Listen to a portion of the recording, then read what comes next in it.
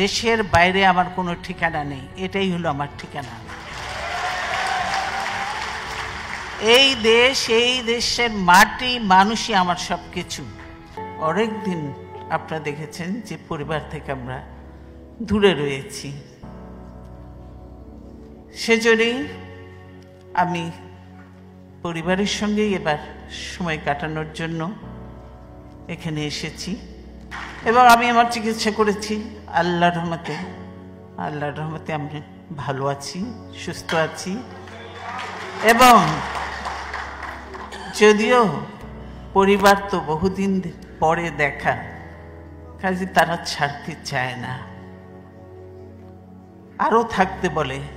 কিন্তু আপনারা প্রত্যেকে জানেন যে দেশের কি অবস্থা, এবং এই মুহূর্তে আমাকে দেশে যাওয়াটাও প্রয়োজন, সেজন্যই আমাকে যেতেই হবে।